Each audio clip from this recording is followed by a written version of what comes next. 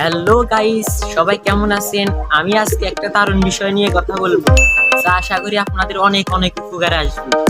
প্রথমে চাই আমি কিছু বিশেষ অনুরোধ, যদি ভিডিওটি ভালো লাগে তাহলে লাইক দিন, শেয়ার করুন এবং চ্যানেলটি সাবস্ক্রাইব করতে ভুলবেন না। আমি নিশ্চিত যে আজকের ভিডিওটি আপনাদের জন্য অনেক কিছু শিখাতে এবং উপভোগ করতে সাহায্য করবে। তো চলুন, লেটস টেক ইট স্টার্ট। তো বন্ধুরা, প্রথমে মোবাইল স্ক্রিনে চলে আসবেন।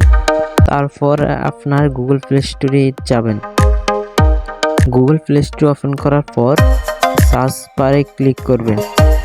সার্চ বারে ক্লিক করার পর লিখবেন ব্যাকগ্রাউন্ড রিমুভার। ব্যাকগ্রাউন্ড রিমুভার লিখে সার্চ করবেন। সার্চ করার পর স্ক্রল করে একটু নিচে আসবেন। আসার পর এখানে এই যে ব্যাকগ্রাউন্ড ইরেজর এই অ্যাপটা ডাউনলোড করবেন।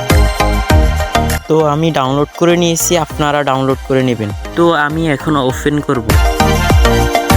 তো ওপেন করার পর এখানে লোড এ ফটোতে ক্লিক করবেন।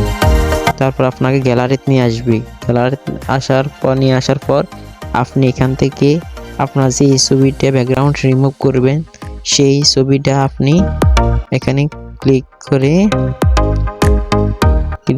করবেন, সেই ছবিটা নিয়ে নেবেন। তারপরে এখান থেকে আপনি ছবিটাকে সাইজ মতো করে কেটে নিতে পারবেন। তো আমার যতটুকু দরকার আমি এতটুকু কেটে নিব। তো আমার কাটা হয়ে গেল। তো আমি এখন ডাউনে ক্লিক করব টিক চিহ্নের মাধ্যমে। তো ক্লিক করার পর এখান থেকে এগুলার দিয়ে আপনি অনেক কিছু করতে পারেন। যে এআই অটো, একবারই কোনার যে এই অ্যাড আছে এটার মধ্যে ক্লিক করে নেবেন। এআই অটোতে ক্লিক করবেন। লোডিং নেওয়ার পর এই যে দেখবেন আপনার এক ক্লিকে ব্যাকগ্রাউন্ড রিমুভ হয়ে গেছে।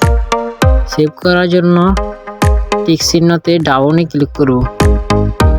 ডাউনে ক্লিক করার পর যেখানে সেভ আছে সেভে ক্লিক করব। যে ডাউনলোড হয়ে গেছে, এখন ডাউনলোড হয়ে গেছে। এখন আমি বের হয়ে গেলাম। এখন আমি দেখবো আমার গ্যালারিতে দেখবো আমার সেখানে ক্লিক করে দেখবো এই যে আমার এই ছবির যে ব্যাকগ্রাউন্ড রিমুভ হয়ে গেছে। এখন আপনি যেখানে মন চাই সেখানে এই ছবিটা বসাতে পারবেন, পিছনে ব্যাকগ্রাউন্ড অ্যাড করতে পারবেন। তো সবাই ভালো থাকবেন, সুস্থ থাকবেন। আল্লাহ হাফেজ।